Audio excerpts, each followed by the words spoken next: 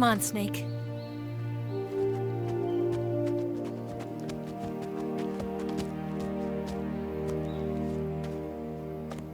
We made it. We made it. Over there.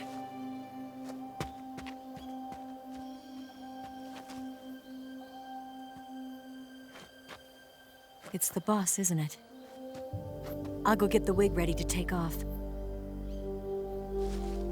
Right. I'll leave you two alone. But come back in one piece, okay?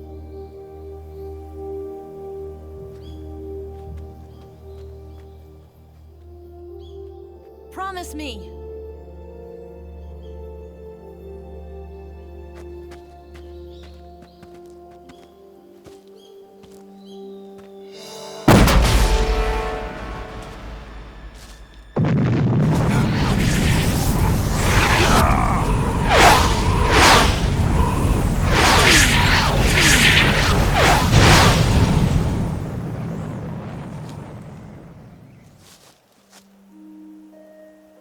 Life's end.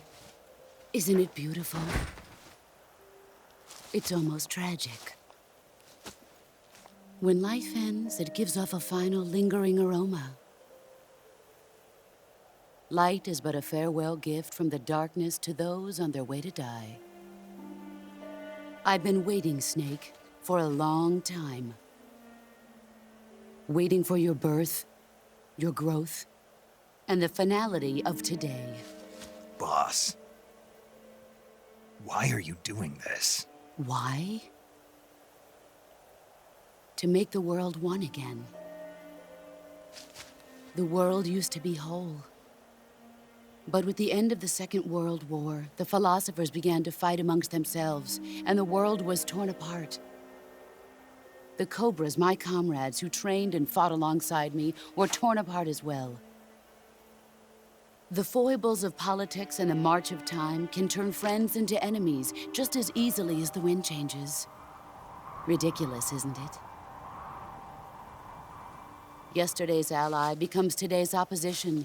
And this Cold War? Think back. When I was leading the Cobras, America and Russia were fighting together. Now, consider whether America and Russia will still be enemies in the 21st century. Somehow I doubt it. Enemies change along with the times, the flow of the ages, and we soldiers are forced to play along.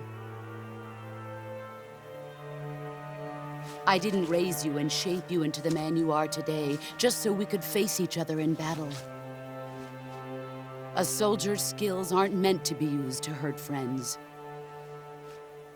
So then what is an enemy? Is there such a thing as an absolute timeless enemy? There is no such thing, and never has been. And the reason is that our enemies are human beings like us. They can only be our enemies in relative terms. The world must be made whole again. The philosophers must be reunited. I will devote my skills to that purpose. And with the Colonel's money, I will achieve that end. Just as I once created the Cobras. They are my family. I may no longer be able to bear children, but I still have a family. It was November 1st, 1951. I was in the Nevada desert participating in atomic testing. Then, 2 years early in the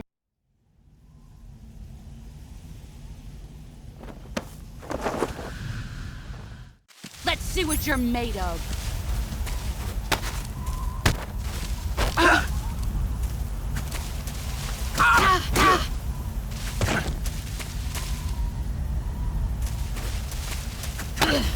Time to play rough. Heads up, Snake.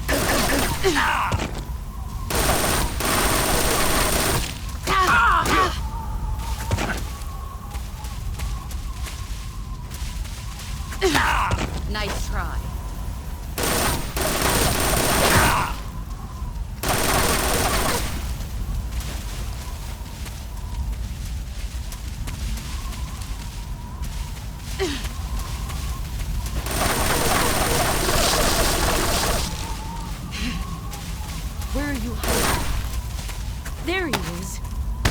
Brace yourself. Is that all these years and still nothing to show?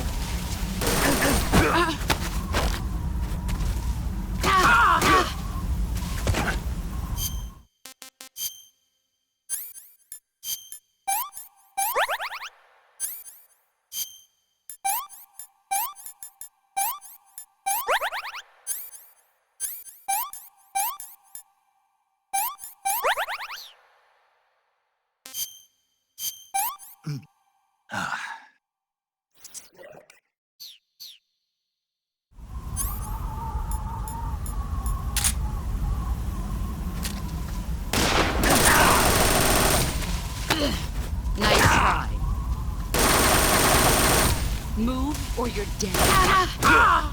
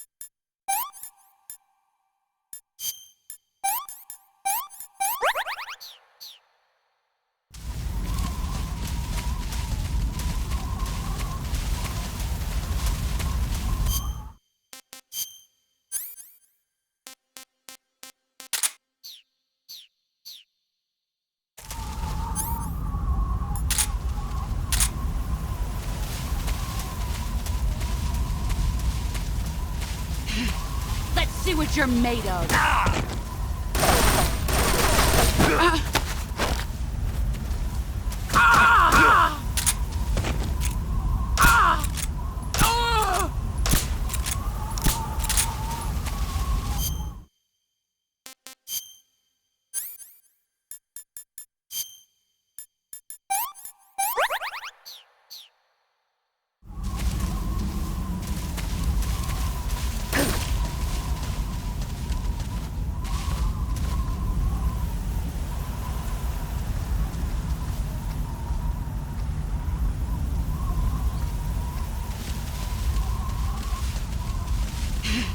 Here I come!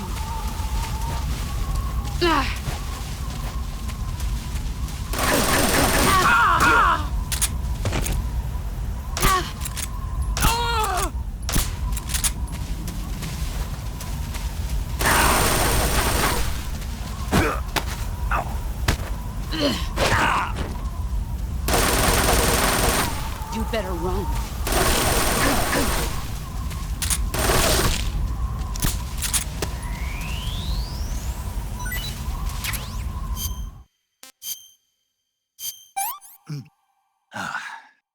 What can I say?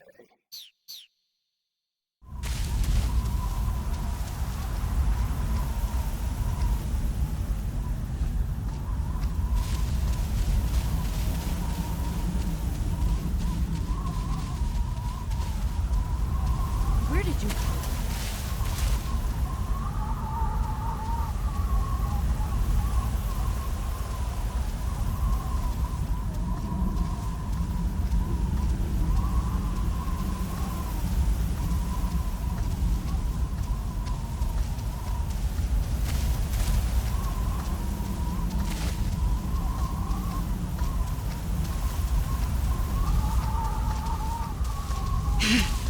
I found you.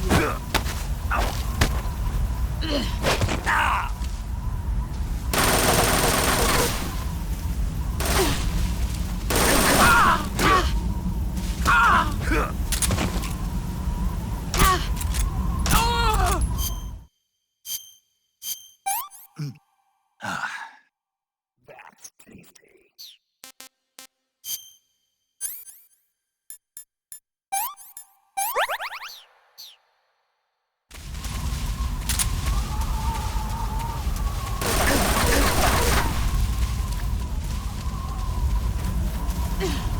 Here I come.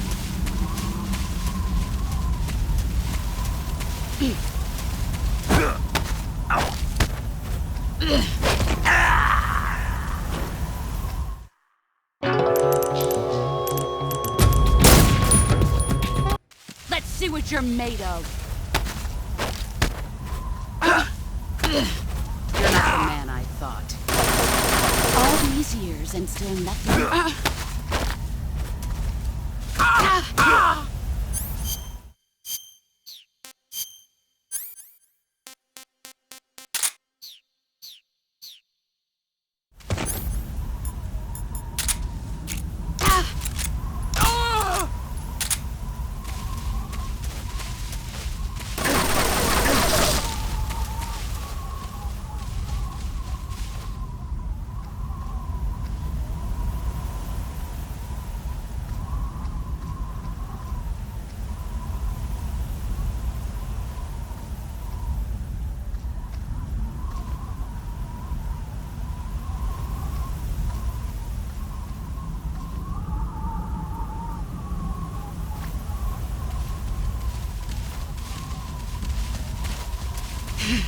Brace yourself.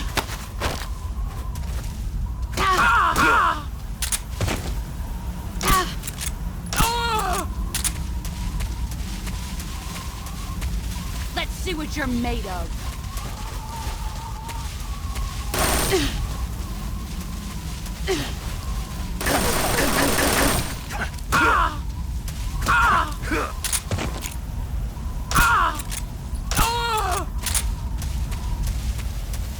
Brace yourself.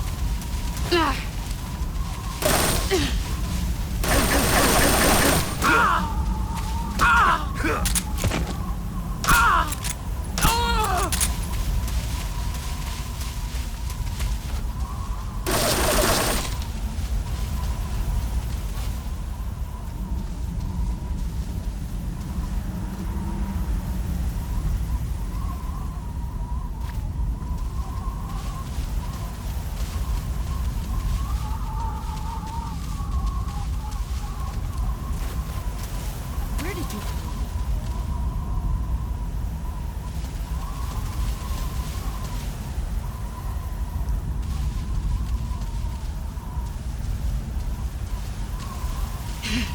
Found you.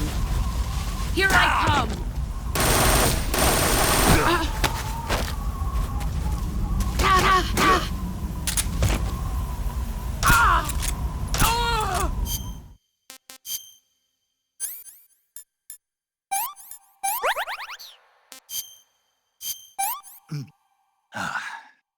This is horrible. You've gotten stronger.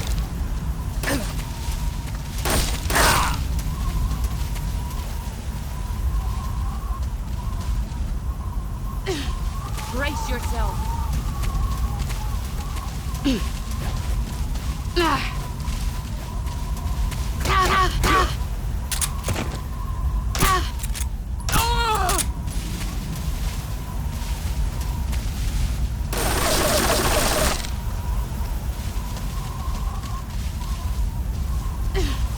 Brace yourself.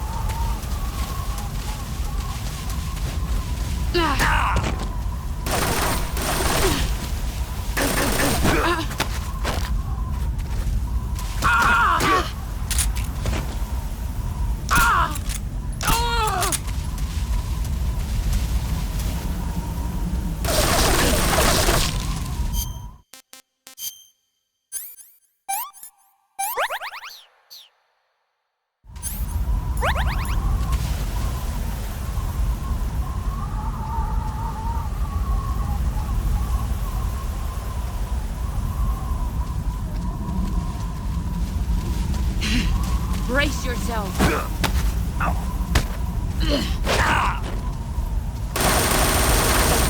Run quick.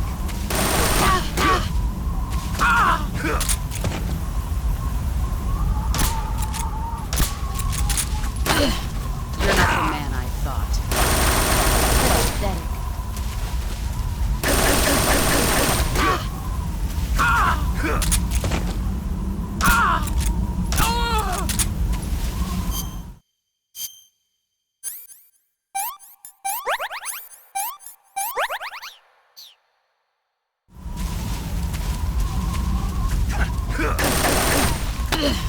Is that all? run quick.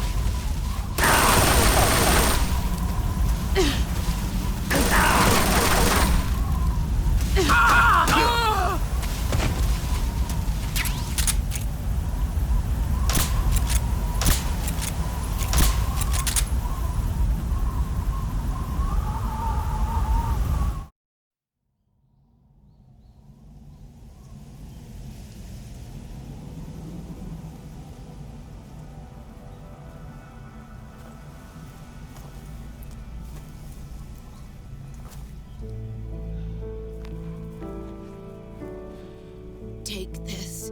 Keep it safe.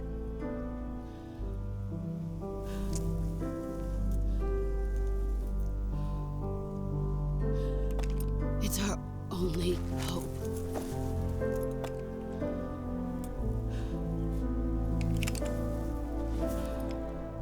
A patriot? Why are you giving me this? Jack. Or should I say, Snake? You're a wonderful man. Kill me. Kill me now. Do it.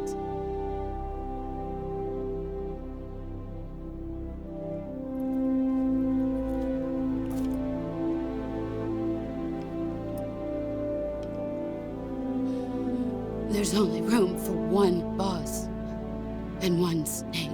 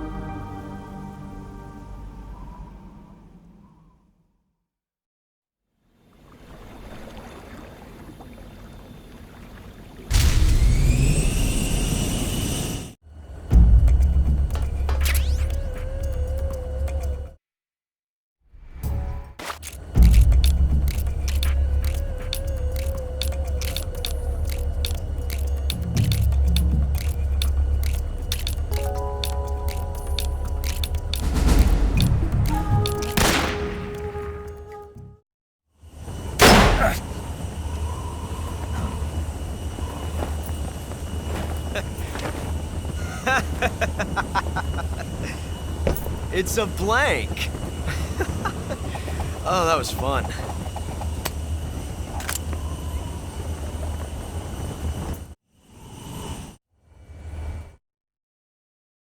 Well,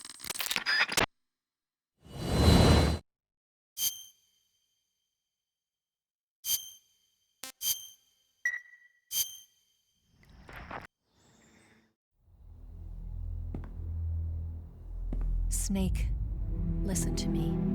She didn't betray the United States. No. Far from it. She was a hero who died for her country. She carried out her mission knowing full well what was going to happen. Self-sacrifice. Because that was her duty.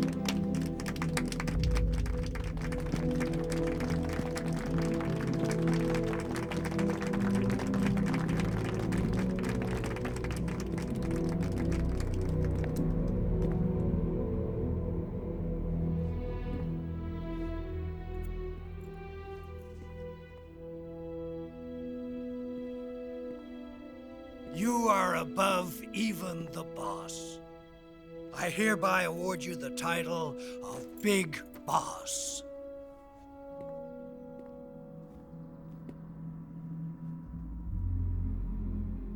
You are a true patriot.